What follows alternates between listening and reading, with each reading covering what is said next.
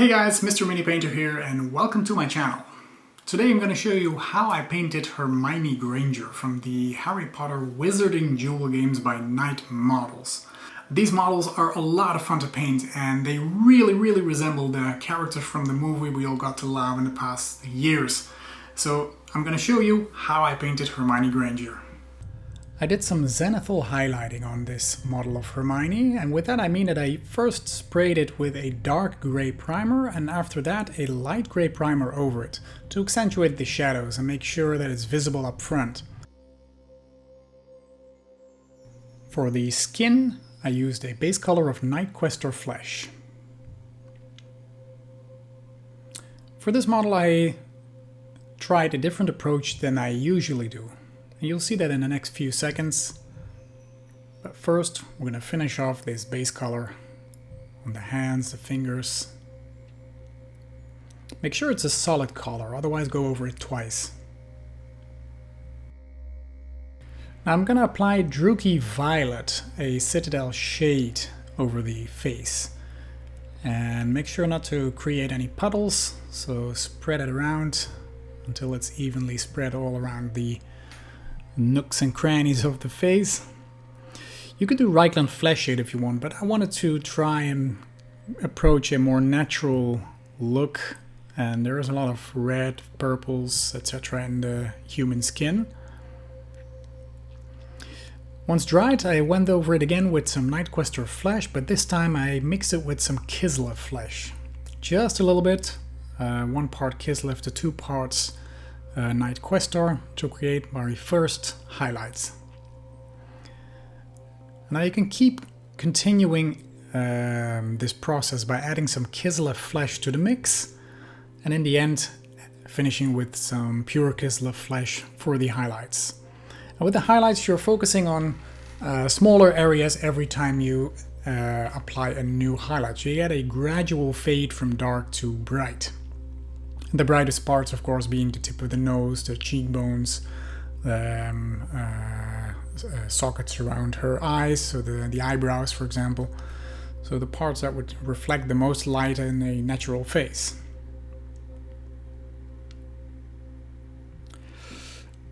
Then, the most tricky part of all models approaches. We have to paint the eyes.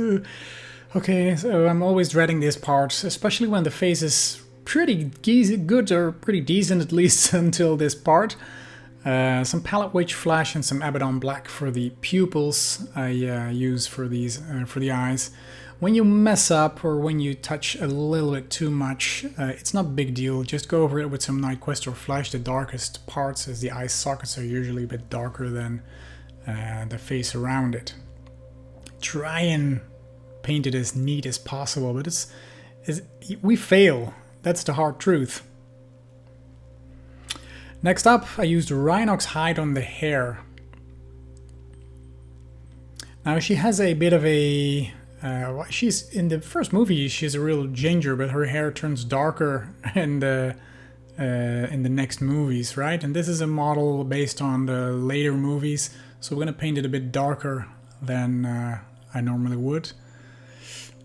But there is, of course, some red in there. So we're going to use Doomble Brown as our first highlight stage and just pick out those strands of hair on top. I'll leave the darker part as it is. Take your time for this, because you can do it with a dry brush, for example, but it's not half as decent if you do it by brush. When you do it by brush, it's better. Because you can really follow the strain of the hair. You can hold your brush sideways. It's easier to just hit the top of a particular strain of hair, or any corner for that matter. Next I'm adding Tau Light Ochre to the Doomble Brown and further increase the highlight stage, just focusing on the top hairs now. Just the tip of these strands of hair. There's some nice detail here. I usually kind of approach it like dry brushing, but I'm holding my brush sideways. Now the final stage is pure Tau Light Ochre, and just pick out some tiny details, so the highest hairs, the top of her head, and this wave in the end. Just pick out some details and you get a beautiful transition in browns and yellows when doing so.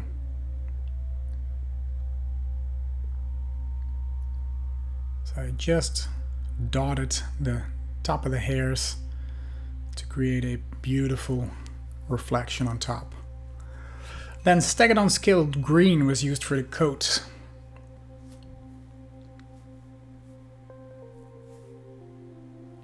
It's quite a large area. And once this was finished, I used some Sotek Green to the Stegadon Scale Green to first highlight this coat. And for this I'm using a large area, so just pick out the actually about 70% of the coat is highlighted in this phase. So all the wrinkles, all the edges, all the big surfaces, and then some pure Sotek Green as a final highlight stage, just to pick out those details. Some edge highlighting here and there, and all these raised areas you hit with that pure Sotek Green. And you get a nice coat.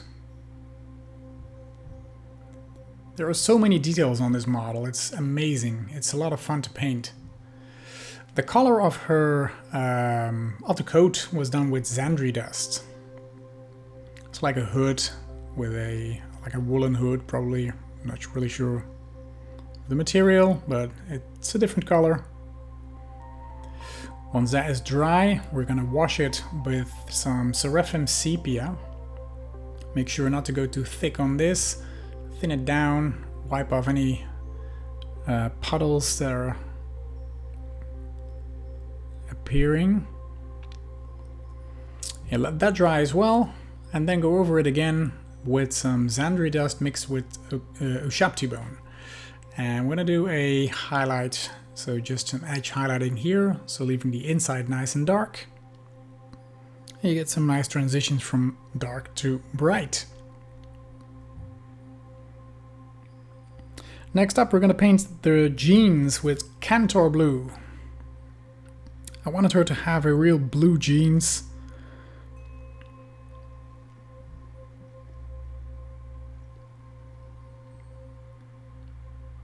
And again, there's a lot of detail in this pants. There's a lot of wrinkles, there are some pockets, there is enough to do there. So we're going to make sure it looks great.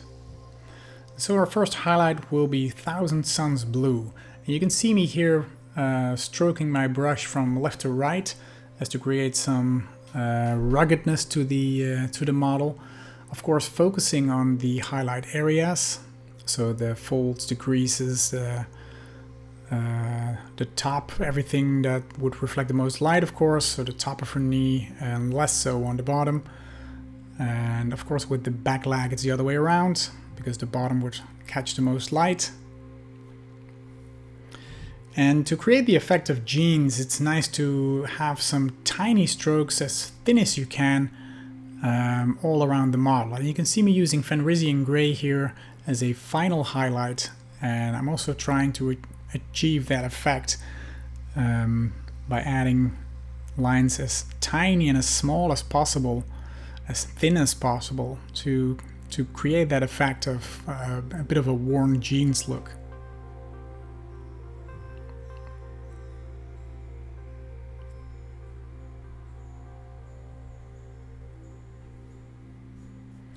Now I thinned down the paint just a little bit and applied some parts as a kind of a wash to get that stone washed effect. And the end result is pretty decent. Next I painted her shoes with a mixture of dried bark and Abaddon Black.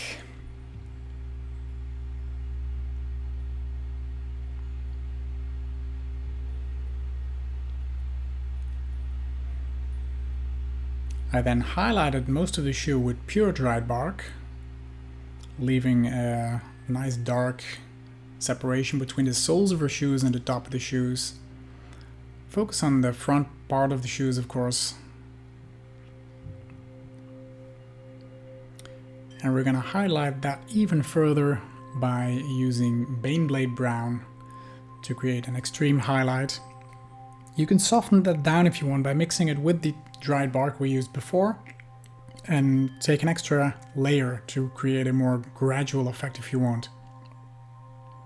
It's the more time you put in these minis, the more beautiful they get. And then some purples, Phoenician purple I used for the, is it a mitten? It's something over the part of her hand. I'm not really sure if it's part of her sweater or maybe some mittens, some gloves or whatever.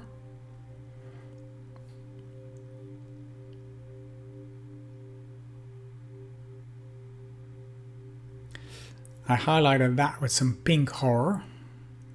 And again here, if you want to go for that woolen effect, try and create some very, very thin lines.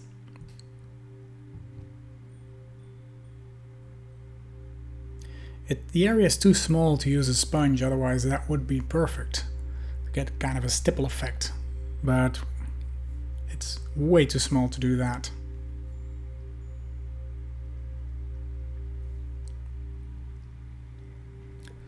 Then again some Phoenician purple for the strap, the band around her jacket as part of the pouch she's wearing. Also the pouch itself I painted with this Phoenician purple. So the base color is the same as the gloves, but we're going to use different highlights here. Now you can see this pouch is made out of different, what should we call them, panels? So kind of bubbles and some flossy thing hanging down below. Now we're gonna add some Screamer pink to some of the panels, so leaving one purple and do one with the pink.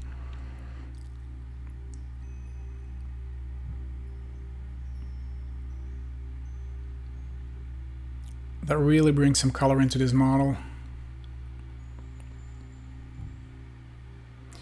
And we're then going to continue highlighting the purple with some Gene Stealer purple. So the strap around her waist, going around her shoulder actually, and part of this pouch. So the middle part would be highlighted in this case. And then with some Karak stone, I'm painting the pages of the book she's holding. So that's just the tiny edge on top that is visible. And there is a tiny part on the bottom as well.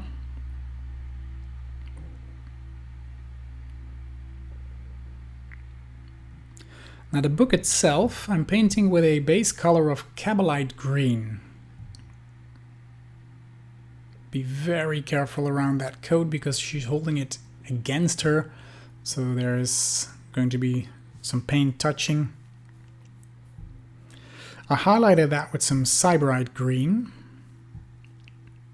But just an edge highlight, just to make it look more interesting. Now the middle I added some extra square with Lupercal green, just to have a bit of a more interesting cover. So I added a tinier square on the front of the book to add some details into.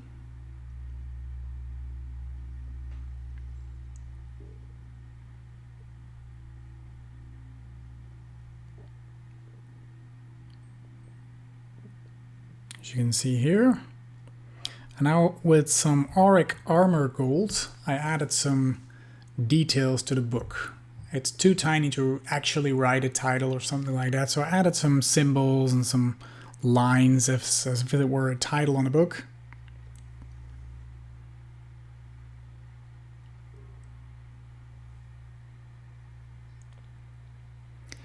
Then with Xandri Dust I painted her wand.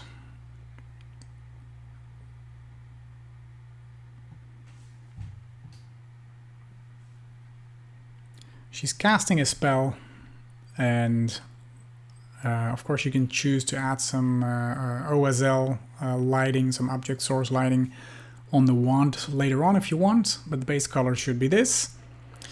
And then with dried bark I painted the part of the base. She's standing on kind of a log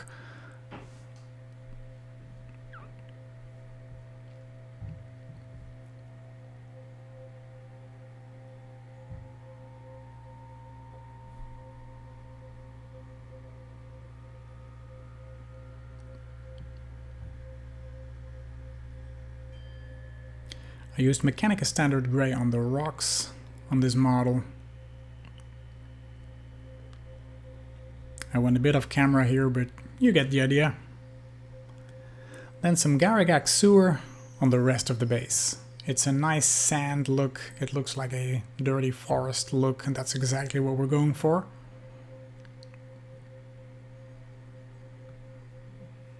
And the beautiful thing about these contrast paints is that you don't really need a highlight anymore. I continued painting the bark by highlighting it with some Gorthor Brown.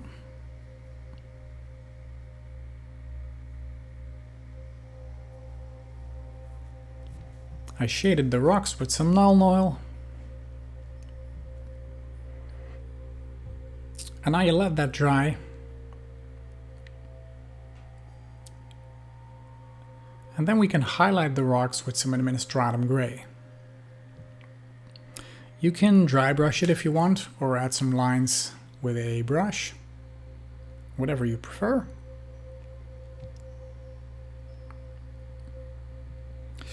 And now the finishing touch, which will be the spell she's casting. And for that I'm using Grey Seer to first brighten up this, what is it, spell coming out of her wand. Kind of like a magic swirl, right? You let that dry for a sec.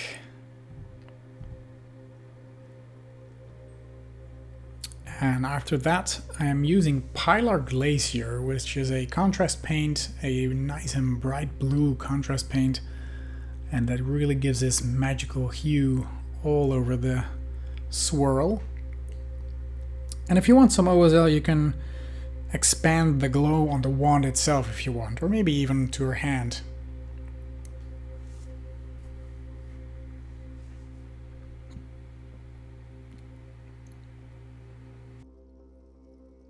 And there she is, Hermione Granger from the Wizarding Duels game by Knight Models. I really enjoyed painting this one. Actually, I enjoy painting all my models, but I love the details on these Harry Potter characters.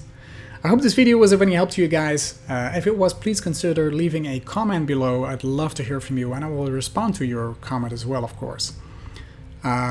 Please leave a like and follow the channel if you want to keep updated with more of these models or any other game range that I'm posting regularly. For now, thank you so much for watching, and I hope to see you in one of my next videos. Bye bye!